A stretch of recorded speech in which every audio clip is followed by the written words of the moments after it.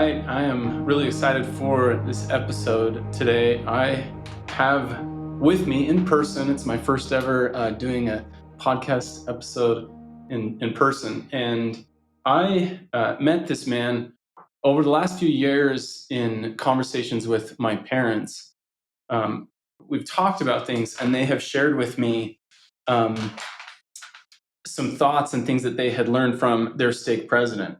And that man who was the stake president during that time is Steve Questenberry, and that's who I have with me today. So, Steve, thank you for being here. I'm really excited to be able to hear your viewpoint and to be able to kind of hear the other side of the story and some of the efforts that you have made in trying to bring some peace into this conversation. So, welcome.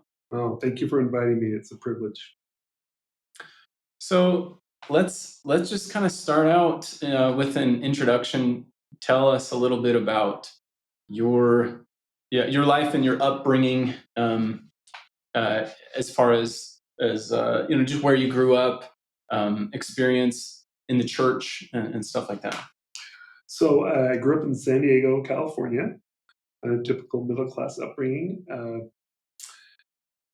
When I was a teenager, there was a LDS stake center just built 2 doors down from our house, and I didn't know a whole lot about Mormons. I was Lutheran. My parents sent me to a Lutheran church in the neighborhood. Uh, so that was built. I knew a few Mormon kids at school. Uh, and what happened was the missionaries actually knocked on my door one day. I don't know if someone sent them there or if it was just random. Maybe they were just doing the area church. And I really, it kind of resonated with me. Some things, a few things especially that I'd kind of, questions in my young mind, like about the nature of God. And uh, anyway, I remember my first day I walked into an LDS church and it just, it felt different. And there was a lot of families. It was kind of noisy and friendly. And anyway, so I joined the church. I was the only one in my family. I have a sister and my parents. They were, I would say, eventually a little bit antagonistic towards it.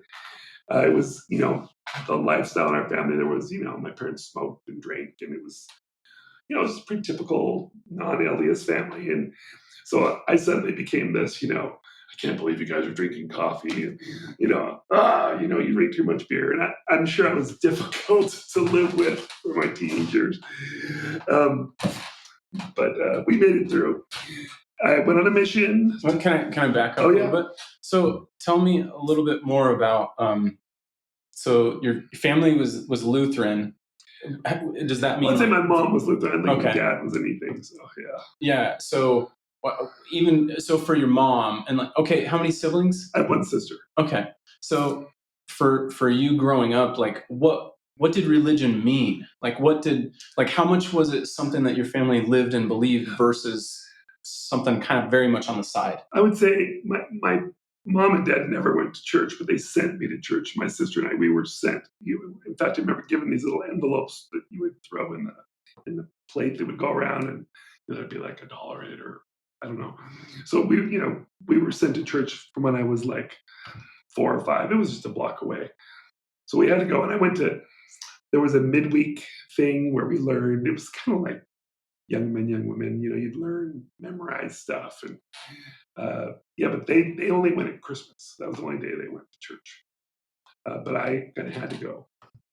Yeah. So what about And I liked the pastor there. I was friends with him, Pastor Smith. He was a really good man, and I really enjoyed him. That's cool. We had these discussions, like pretty deep discussions for a young teenager about, I couldn't get over like the Holy Trinity was just mind-boggling to me, and it didn't sit well with me. And I remember him just getting a little frustrated, saying, it's hard to understand. You'll understand when you're older. Yeah. Yeah. But he was a good dude. Yeah.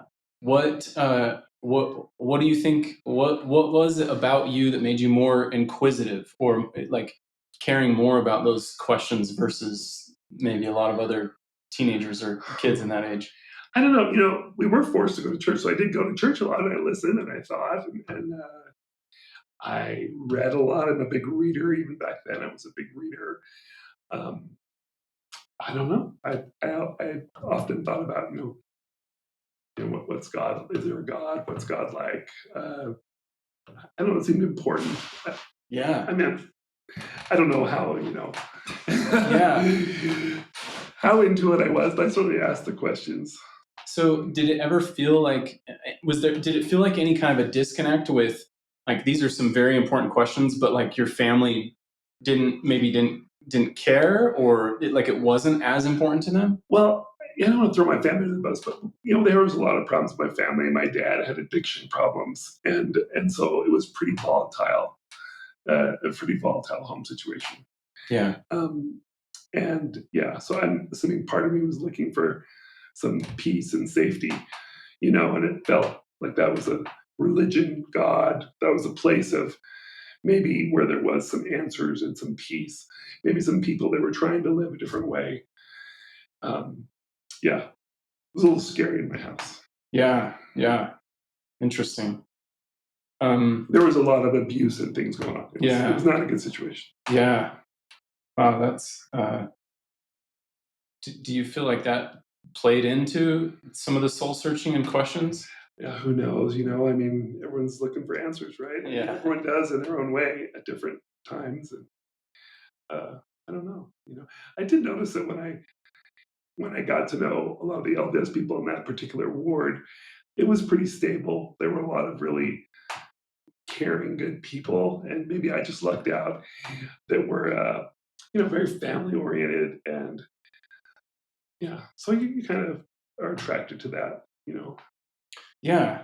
Yeah. I think that is one thing that stands out to me in looking at different churches or religions, that LDS, there's there is a strong culture of, like, really, I think, for the most part, like, living what you believe, right? I Or mean, at like, least trying, yeah, striving, yeah, maybe. yeah, yeah.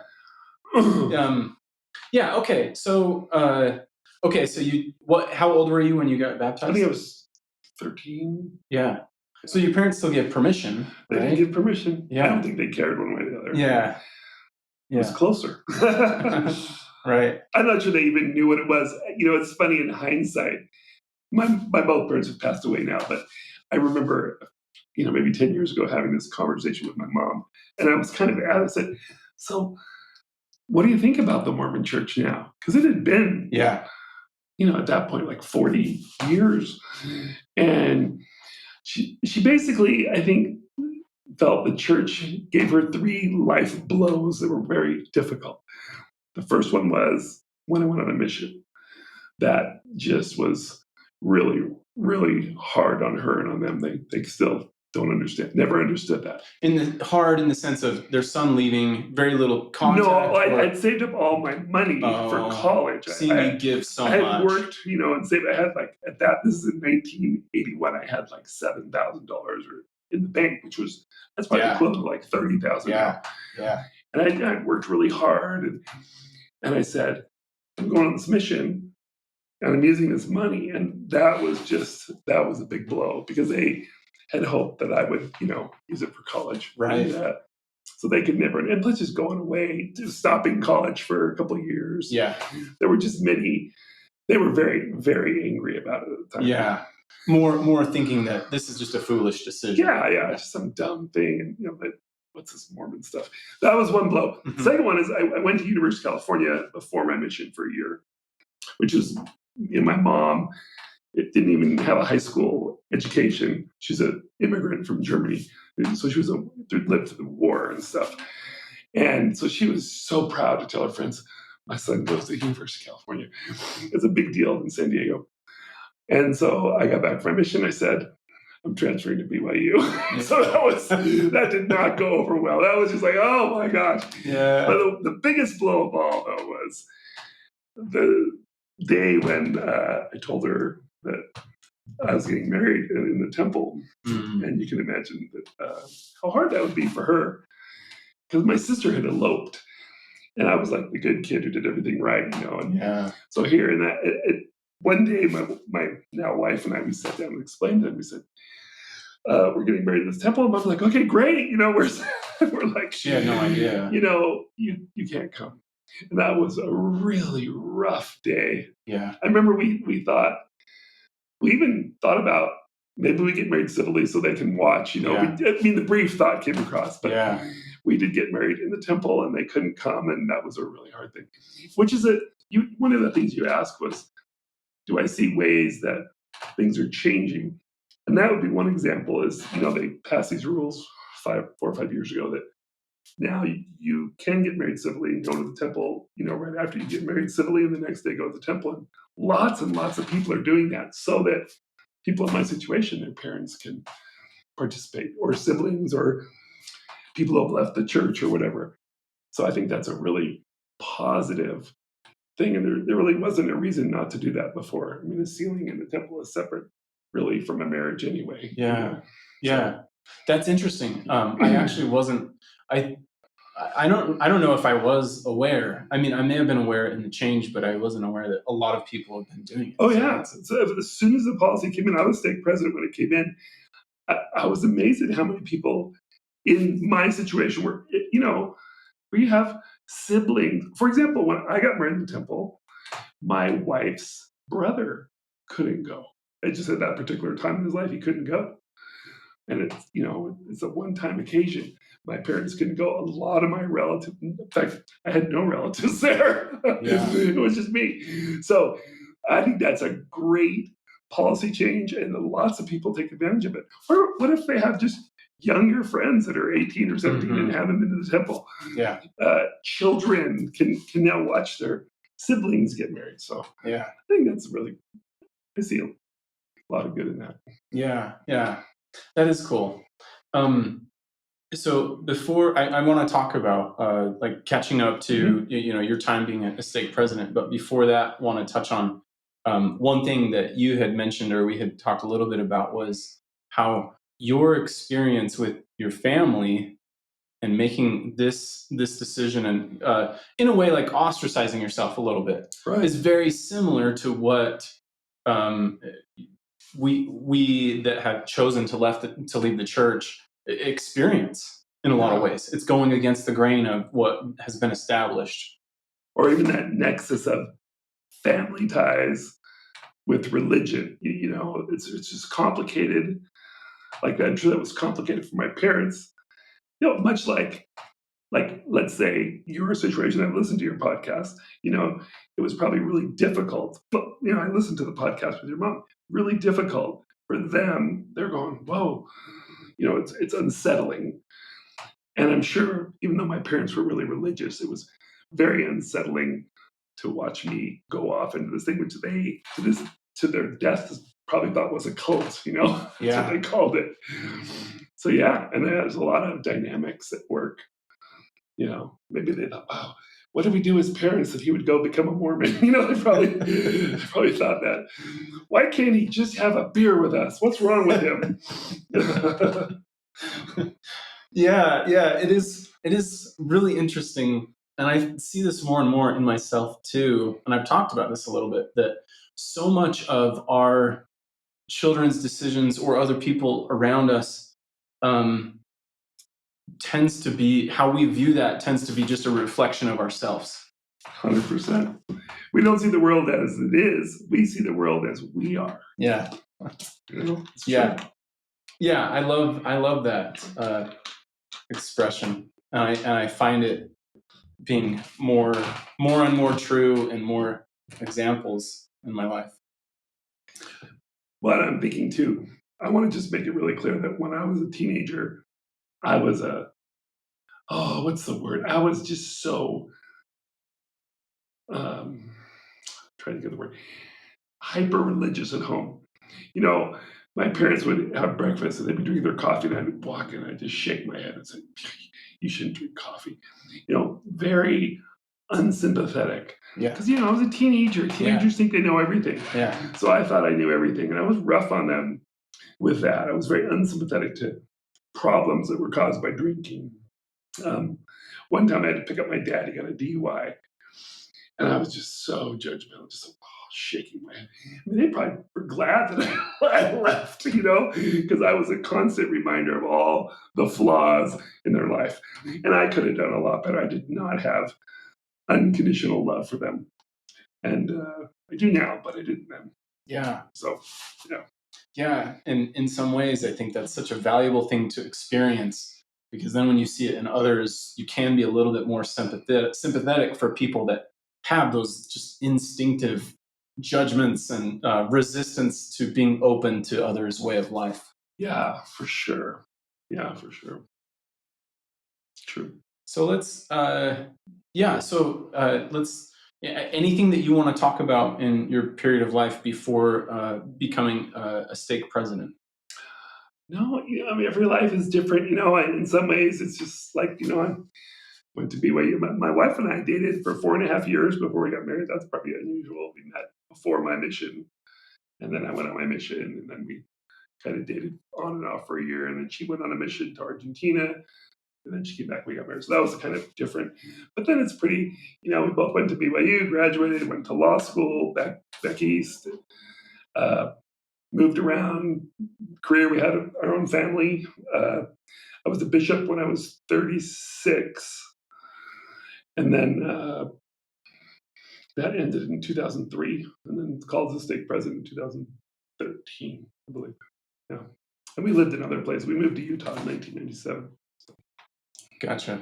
So you've been in Utah almost 30 years now. Yeah, 27 years. It's crazy. Yeah. 28. Yeah. Never thought that would happen. Did you imagine yourself going back and living in San Diego area? Or? Yeah, we always kind of thought and we still may, but that was kind of what we always thought when we were in graduate school. But we ended up living like the Seattle area. We loved the Seattle area. And we love the Midwest, every place is awesome. But, I ski a lot and we like to hike, and we've had a good run here. Yeah. We have a house in San Diego, and we spend more and more time there. Yeah. As the years go by. Yeah. Especially in the winter. Yeah. Yeah. Makes sense. It's March right now, and there's snow on the ground, which I know is not typical, but it's been unexpected. We're as a side note, we're in an RV. We've been traveling, and now we're like hunkered down, looking at houses, trying to decide where to settle. And this morning, the water wouldn't turn on because the hose coming into the RV was frozen. So it didn't take too long. Took it in and let it get thawed out, and it's okay. Okay. So what I wanted to ask about this time period before becoming a stake president, because your time as a stake president, 2013 to 2022, tons of transformation in the church, like a very active time as far as policies, as far as I think a lot of people digging into the history of the church, a lot of questions.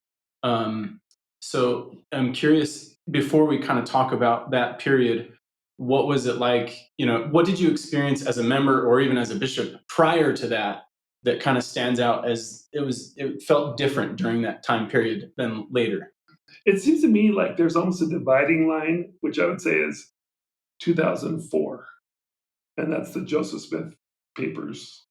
So the church made this decision to essentially open the archives and literally put everything online. So before that, there just wasn't a lot of information. You have to really dig into things to find stuff. And, for most people, they're just trying to live their lives and trying to be happy. And it's probably not a big deal to dig into every historical whatever, and maybe just sort of accept the traditional church narrative as it was given. But man, now that the Joseph Smith papers, I think it's great that the church did that. It was President Hinckley, and there's a whole world of Mormon scholarship out there, all kinds of books. There's literally Mormon studies programs in universities all over the country, not LDS oriented, just Mormon studies. So there's just a lot more information out there. And yeah, that's been a real change, because now people, I mean, I would say they just, a lot of people maybe believed in the narrative, and now they've realized that some of the things, there's more to it. And yeah, for a lot of people, they go, oh my gosh, Um, and for people like me, I'm just interested. History is like they say, it's a foreign country, so it's very interesting to look back and learn about what some of these original restoration figures were like. And I've really enjoyed kind of getting to know them and whatnot. So yeah, to me, that's the key divider, was the Joseph Smith papers and all the scholarship that's come out since. So almost like that event was a little bit of a fork in the road, where in the beginning it wasn't maybe quite as like you didn't necessarily see the effects of it. It took a while, for right? sure. Yes. I mean, because even all the things. Well, like Rough Stone Rolling took 7 years to write. Once those things happened. So. Oh, I never made that connection. Yeah. So it was. I don't know when that came out, but it, what I'm saying, it takes a long time to go. Oh, I see what you're saying. Stuff. I'm gonna look it up here with Rough Stone Rolling, because that actually was a kind of a big deal. Rough Stone Rolling. Yeah. I mean, I remember my wife and I read 2004, so it came out the same year. Oh, wow! But he was, my understanding was, being the trusted historian that he is, he was given access. But that did come out the same year as the archives opened up. Interesting. Yeah, I wonder if there was any kind of correlation or collaboration with those events. Yeah, I remember. I think I may have talked about this on an episode previous. I remember reading Rough Stone Rolling, and it felt like a roller coaster for me, because it was like I read it at a time where I was like hoping. I wanted to find solid footing for myself. I wanted to find something that I could be like, okay, this is what I'm holding on to, and so I'm going to stay, and this is how I'm making the decision. And it just felt like, one day I'd be like, oh yeah, look, this is so cool, and then another day I'm like, there is no way that you can believe, that this all holds water. And so it was a very up and down experience for me. But it is, at the same time, I appreciate, Richard Bushman and the church willingness to be more transparent and to just say, this is the history, this is what we have. And then, and maybe a way to think about it too is all history, when you look back, it's way messier, yes, and more complicated than we ever give it credit for. We're sitting here, you're a young guy, I'm an old guy. We kind of get a sense that we have complicated lives and we have things we think about. But so was Thomas Jefferson and Martin Luther King, and you name it. I was at the Jefferson Memorial just the other day. I walked past there last week. I was there on a business trip, and so I did this walk in the morning. You look at the Jefferson Memorial, and there's this big statue of Thomas Jefferson. And there's a book called Jefferson's Pillow, which is written by this African-American professor from the South, who he kind of meditates on the great writings of Thomas Jefferson, but also his legacy as a slaveholder and some of those things. And so I'm looking at the statue and thinking, man, you were one complicated guy. He really was. I mean, I've been in his home many times and I've read many books about him. He's not just this marble statue of perfection who wrote the Declaration of Independence. He was just a guy trying to find his way, living in the culture he was living in, full of successes, regrets, pluses, minuses. And everyone's like that. Everyone in the church has been like that. There's no perfect person who's ever been a member of the Restored Gospel. Yeah, that has been so apparent to me as we've traveled around the United States and visited historical sites, where it feels like I get reminded of the church, because I see this and I think, oh, I never was taught this, when I was in school. I never heard about this, dark side of, the war, and that like we weren't willing to help out or, do anything. And even things like a good example is creating national parks, right? Like 99% of people probably think national parks, great thing, we love it. But then there's plenty of stories of people having land there and being, essentially like kicked off, having to find somewhere else to live. And like, so there's this kind of this side of things that we don't always get. And with everything with the internet and information being dispelled so much, it's finally like kind of the time of reckoning. It's a time where some of these organizations that have been able to not kind of like share everything have now had to say, oh yeah, we acknowledge this did happen. This is part of our history. And whether or not they want to give an explanation for it is another question. But that has stood out to me as well, that almost any organization that has a following, has a group of people that they want to appease, there's definitely a desire to not have them exposed to certain aspects. And now we live in a time where that information is out there.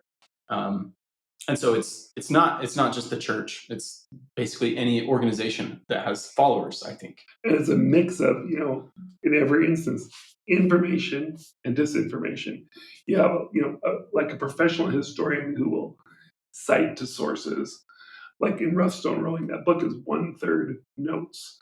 And there'll be a story, he'll say, well, that's talked about in this letter by this person and this oral interview, and he'll put the years, and you can kind of consider all those sources. And he'll even say, this may or may not have happened. And sometimes it's on balance, I think this did happen based on these sources. That's how complicated history is. Yeah. But today, I mean, it's a mess out there because you have, for example, when I was stake president, the CES letter, you ever heard of the CES letter? So that was a big deal with a lot of people. So I just made a study of it for over like a year. And I found it to be a mix of probably 75% Sure. things that were absolutely true facts. And there were some things that were not true in there, and then mixed together. Mm-hmm. And yeah, so to me, that wouldn't be like a really great source if you're just going to accept that as truth. You need to do your research hard to find the other side out. So Yeah. I had a lot of discussions about that with a lot of people, especially younger people. Well, okay, so let's segue into that. I guess first of all, it'd be interesting just to hear your kind of take on, having experience as a bishop, and then getting called as a stake president. What was that experience like going into that? When I was bishop, I was 36. That was 1997, so I was before the internet. Before cellular phones. I think cellular phones came out in 94. So yeah, that was a different era. That was different. And I was a lot younger, less wise, more sure of myself, that certitude. I had a lot more of it back then. By the time I was called the stake president, I'd lived a little. I had kids go through things. I had friends leave the church. You just experience a lot. I taught Sunday school at the Utah County Jail for 3 years, from 08 to 11. And that was an amazing experience. That was a really focusing experience as to what's important, what helps people. I really enjoyed that. It was one of the best callings I've ever had from the church. What are a couple quick takeaways as far as when you say that? What is really important? Well, when you're in prison, you're kind of stripped away of all the fluff. So I was in the gang unit, which was the higher security unit. So basically, they would put me in a room, and they would just announce to this wing, "Hey, there's this LDS Sunday school. You're welcome to go." And then people could come. I might have as few as 5 or 6, as many as maybe 15. They would just come rolling in their orange suits. And then they would lock the door. I had this thing hanging around my neck that I could hit it, and the guards would be there in 20 seconds. And they would lock me in this room with these convicted rapists and murderers. Yeah. So it's a pretty raw. And they would come in, and I would just kind of sit on the table and say, "Hey, what do you want to talk about?" And I would say the majority of the time it'd be like, "Is there any hope for me? I've messed up." I'd say at least half of them weren't LDS. I never had anyone who would have called like active church going LDS. These were, they were rough as a rough crowd. but it was just about talking about Jesus and his atonement, and that there is always hope, a lot about hope and kindness. And it just, wow, it comes down to the raw, basic units, compassion, love, hope. Hope is a big thing. Jesus, we were in there talking about the word of wisdom or tithing, or it was just the basic, it was, faith, repentance, how can I change in here in this dark place, horrible place? Yeah. So that was good. So every week for 3 years, doing that, it really builds one's faith, and you see the power in Jesus Christ, and just his teachings, and at least from where I sat, I detected a great power. I'm still in touch with people from those days. I just had lunch a couple weeks ago with one of my people I taught who's doing great. So that was a really good experience. I would think that it couldn't help but have an impact on your focus as a stake president, of maybe a desire to focus more on those basics. Do you think so? Or? For sure. Oh yeah. I mean, one of the first things we did, one thing I had noticed before I was stake president is just I would go to church and be very a lot of things would be talked about that didn't seem to be about Jesus Christ, his gospel, his teachings. You might go and there'd be a sacrament meeting devoted to food storage. I literally went to a sacrament meeting that was in Nebraska. I've been to church all over the place, and it was about food storage, sacrament meeting.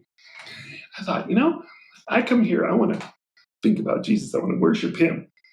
I don't want to talk about food storage, right? Yeah. So one of the first things we did, and actually there was some training from then Apostle Nelson, who became the prophet while I was stake president, to just focus our sacrament meetings on the Savior. Just everything there should be focused on Jesus Christ. This 1 hour of the day, we're going to make it about him.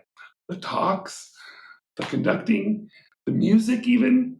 We even said, let's not sing Put Your Shoulder to the Wheel. Let's sing songs about Jesus, And oh my gosh, you would have thought that we had suggested we were going to sacrifice all the 6-year-olds to Moloch, the reaction. I literally had 2 people wrote letters to the first presidency complaining about our emphasis. Saying what it's funny when you do that, when a member of the church writes a letter to the prophet of the first presidency, they send it down to the stake president. And you deal with the stake president. So these people were complaining about me, and then but the letter comes back to me. Sometimes they might call and give me some advice. But so you have the people come in and they'd sit down, and they'd always be a little, and you'd be like, so I got this letter you wrote. That was kind of fun. And but this one letter, I'll never get it. Said, I wish I kept it. It said, "How dare he tell us what we have to talk about in sacrament meeting?" I was thinking, how dare I say we have to just talk about Jesus? It was fun. It was funny. But things got better. I do think it did a cultural change for the better. I think I'd like to think that. I definitely. And it became a big church-wide thing too. Literally, the next year, it became a church-wide thing. President Nelson, he was the president of the Quorum of 12 Apostles. He said, our sacrament meetings should be riveted on Jesus Christ. So that came out shortly after, so I felt better. Yeah. So as like kind of a side note, because I really want to keep this discussion going, what kind of direction are you given when you become a stake president, as far as how much flexibility do you have in being able to decide, this is what I feel inspired as far as the direction, the policies and guidelines for our stake that are going to be, unique from other stakes, but still kind of fall under the overall principles and guidelines of the church? I would say, and I can only speak of my experience as a stake president, Sure. is we were taught correct principles, and then, so to speak, paraphrasing that, to govern, within those principles. So, I mean, for me, when I got called, I remember I had a jury trial out in Vernal.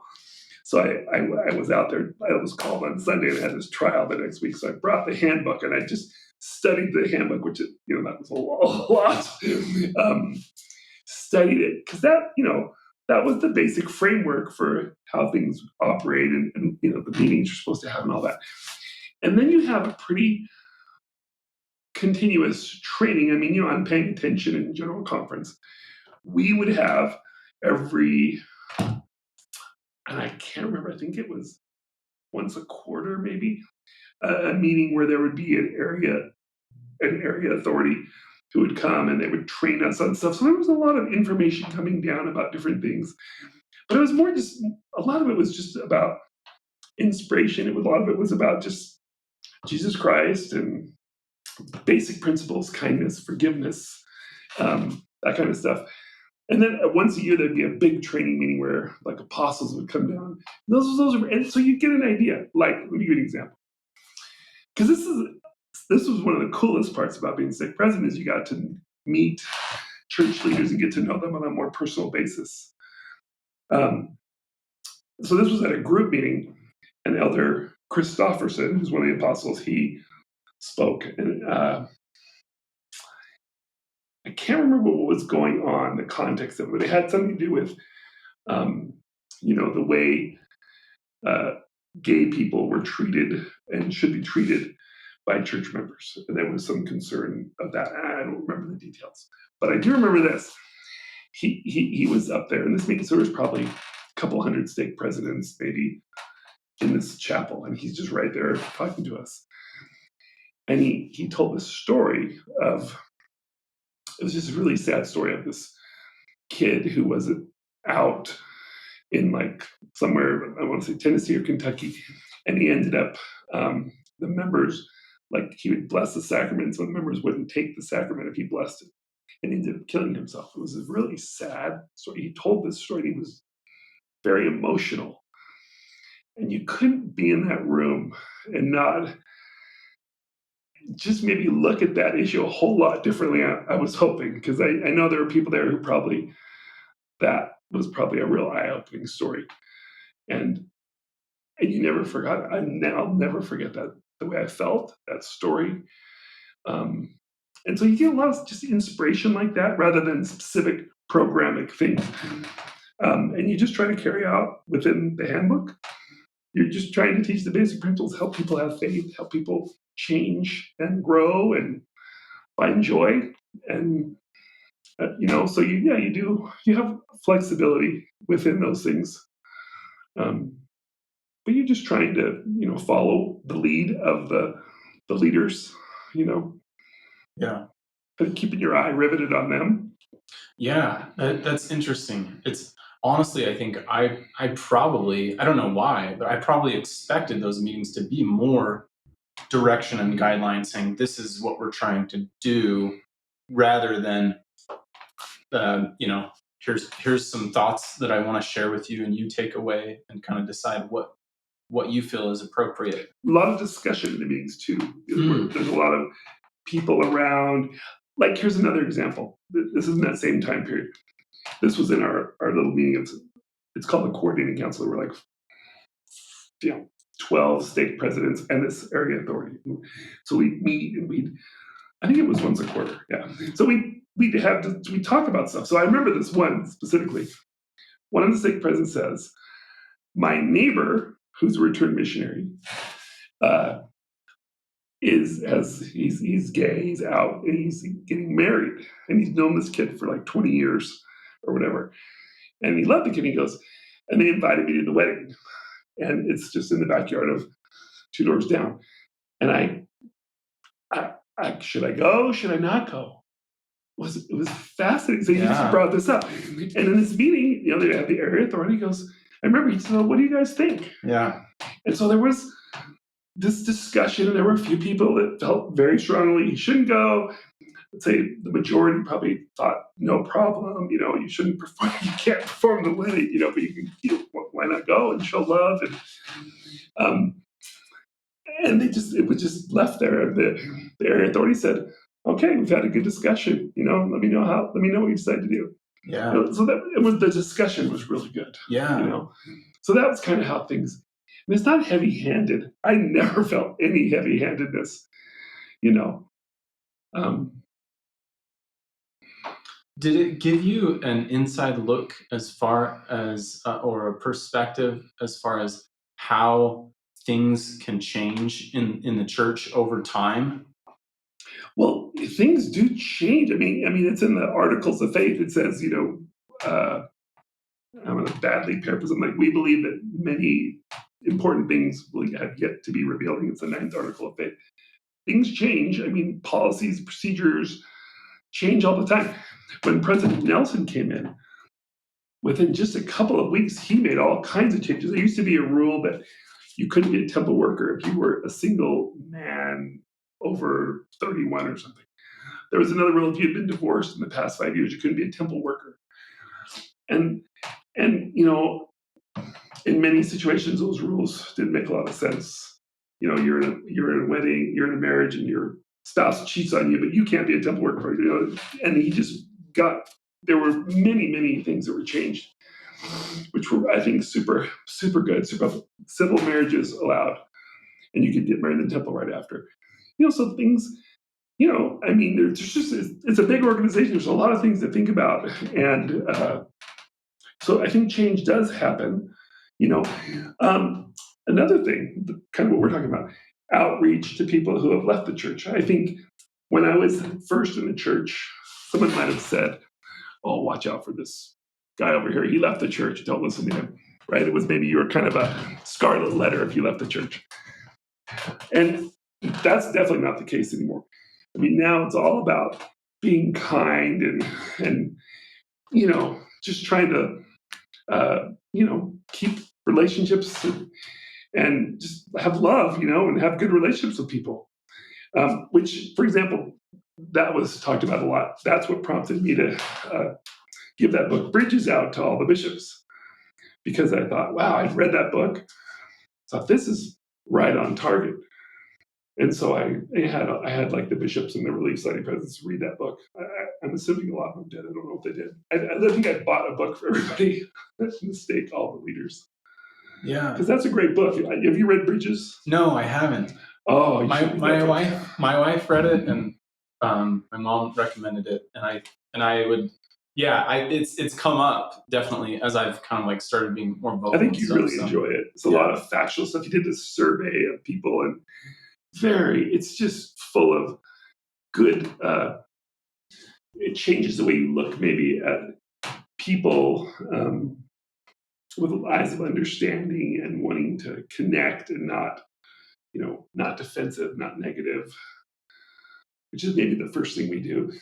When if someone like when my first kid stopped going to church, I remember feeling, oh my gosh, fear, and what have I done, and all kinds of really not helpful emotions, and then you come to realize that those aren't helpful. We're here to love, we're here to support people on their journeys, to just live good lives where they're independent and they're happy and they feel loved. And just doing that's a work of a lifetime. Yeah. It's interesting. The first time that we spoke on the phone, when I was kind of sharing with you my position and how I kind of felt like so many people after leaving become bitter or angry or upset at the church, or even with family members or church members and stuff. And it was so interesting to me that your response in my perspective was that you kind of had the exact same experience on the other side of things, seeing members that have had children leave or whoever, and them becoming bitter and having almost like the same experience, and then that your efforts were to try and help listening, understanding, so it was so interesting and really kind of cool for me to hear. I almost felt like I was talking to like another kindred spirit on the other side of the conversation. No, that's true. I think I felt the same way. And it is true because I've met with so many people that have left the church or were even in the process of leaving the church. And I mean, I'm not here to tell you how you feel. It seems like there are aspects of it that are very painful and fearful. You think, oh my gosh, this is this thing I've known my whole life. I'm stepping away. What's in that? What am I stepping into? What's going to happen with all the good things, the relationships, the people that I love, my old mission companions or whatever, you know? So there's just a lot of, wow, this is a whole new way of life. There's a lot of fear on that side. And then at the same time, those who are sort of being left, they're going, oh my gosh, this is so huge, and that it's a complicated, difficult, thing on both sides, and it just needs a lot of patience and a lot of listening and understanding. And I think people can get to places of peace and understanding if we can not be defensive, let the anger go by, because I know there's anger sometimes. A lot of people, for example, are angry. They feel like, I heard this a lot, the church lied to me. They knew all this stuff and they told this story, but here's the facts. And I'm angry that I went on a mission and lived my life this way. Yeah. And so there's anger. And I think, there's maybe that's part of the stages of grief. As I say, anger is the first one, or one of those, denial and then anger and whatnot. You go through those stages, and then you get to a place, hopefully, where there's some peace and some wisdom, and you start to figure things out a lot better. I think that's part of being an adult. Yeah. So what do you, when people find themselves in a situation feeling defensive, feeling fear, what would you say are the first steps? Like, how do I change at that point? And I'm sure everyone's story is different, and every person is different the way we approach things. But I do think, in many cases, if we stop and we think and we ponder and we think about what we really value, which I think in the end is probably relationships with people that we love and that love us. That's maybe the basic currency that wisdom can come. It might come quickly, it might take a long time. Me and my parents, good example. I was sort of upset that they were upset about me getting married in the temple and blah blah and leaving the church, right? I had a lot of really hard feelings, and I was angry about my childhood. I was angry that they had substance abuse problems. I was angry about a lot of things for a lot of years. But after probably decades, I came to a point where I thought, man, they had complicated lives. My mother lived through World War II. She was bombed and strafed, and she had a rough, first 15 years of her life. Wartime Germany. I mean, unspeakable things happened to her. Yeah, so was she a little tough and rough and opinionated? And yeah, it took me a lot of decades to become kind of older myself, where I could look at her with eyes of understanding. And so every person who, say they leave the church and their parents are angry, maybe they get really angry. They say things they shouldn't say, like, you're dead to me. And I've heard people say that, right? And maybe your reaction is, well, fine, you're dead to me. We're never going to talk again, right? But I know in almost every case, underlying that, those are just emotions. They're hard words. I'm surely people feel very much that way in the moment, but you work through things and you think, these people are important to me, and we'll find a way. And I think through just discussion, a lot of listening, because that's what's helped me with some of my kids who have struggled with church and left the church, is I just listen and I can kind of see it through their eyes, and that's really helpful. Because I think most people are just trying to be good people and live good lives and do positive things as best as they can. Yeah. And if you just take that as a given, that's what people are trying to do. you can get through this, and you Mhm. can connect, and maybe even be strengthened. If you can get through a faith crisis and a religious separation and still have solid bonds of love, well, you've really done something, Mhm. and that's cool. That feels good to me. Yeah. Yeah. Yeah, I feel like one of the ways that I can recognize in conversations when I feel like maybe I need to listen more is if I feel like I have a motive. If I feel in a conversation that I'm trying to convince someone else of a certain point, or uh, I'm trying to get them on my side of the belief or the argument or whatever. That's something that is kind of a little red flag that goes up and says, oh, and that kind of helps me. And I think what I have to do is kind of just do a little reset. And the question in my mind is, I try and let a question guide my actions and thoughts, and just think the questions more along the lines of like, what is it like to be this person? What is it like to live in their world? Mhm. Um, so I'm curious, and are there any, do you have a thought process like that? Do you ever, get to a place and recognize, oh, okay, I need to like recenter? Are there questions that you ask yourself or that kind of guide your actions during those conversations? Yeah, that's a great question. And I'm thinking of a lot of different things because you can imagine this. Sometimes I'm sure you've had this. You're in a conversation, and it's clear that this person, maybe in some way, you feel like they're attacking something either you believe in or you hold dear or you yourself, Mm-hmm. and you can kind of get sucked into that. And then instead of tr- listening with an attempt to understand, you're sort of listening because I'm getting ready to reply, Mm-hmm. right? And there's two different ways of listening. Instead of just assuming people, I mean, I'm always going to assume people have goodwill, and yeah, I feel the same thing. Like it comes up, it's a defensiveness, it's a paranoia, it's a doubting of someone's goodwill, and those conversations can quickly devolve. I mean, just with all the political stuff in the past, whatever, 8, 9 years, you've seen a lot of people that seem to be unable to talk in a reasonable fashion about politics. It's just become like this divide that almost seems unbridgeable with some people Yeah.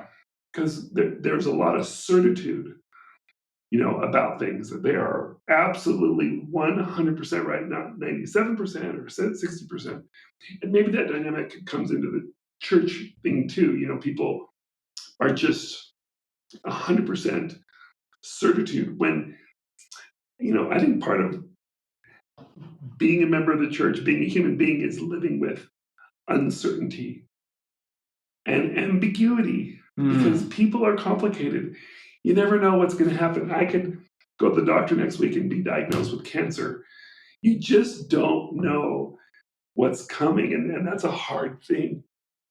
And so maybe we can get just more focused on finding the things we have in common and focusing on those, building loving relationships, you know, and learning from each other. I've learned a lot from people who left the church. It's made me look at my own beliefs and say, huh, I can see why they think that, and what's the answer to that. So I think even with people who don't believe what we believe, we can learn a ton. I mean, I have friends that are Buddhists, and they are so good at meditation. They're so good at it. I think we can learn from that. Really just getting in that zone. And there's just lots of people we can learn a lot from. Yeah. Yeah. Those are great points. I want to ask a question. I think one thing that I've wondered or questioned is if, because okay, and I thought of this when you said like the certainty, right? Yeah. Um, Which is on both sides. People can be certain that they're right about this, and on the other side, people are certain that those things aren't right. There's a lot of certainty, which can be a big wall instead of a bridge. yes, yes, yeah, I definitely agree, and I think um, one thing I've shared this before. The background on my phone is this symbol called Shoshin. Wow. It's from Zen Buddhism, and it just means the beginner's mind. And it's meant to help you to be in a conversation or in situations, and to continue to ask questions. Any time when you think, I know the answer to this, that you basically are cutting yourself off from further growth because you're not allowing yourself to ask questions. Um, so that resonates a lot with me, and it's hard.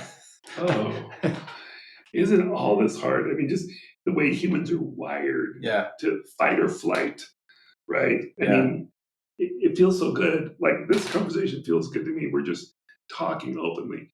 But sometimes that's complicated, even with people we love, like our spouses or our kids, because there's the past, and there's just the annoyances of life, and there's the way we're feeling that day, and our brain chemistry, and so many things at play. So I just think we need to have a lot of grace for each other. You know, I think that's just so important.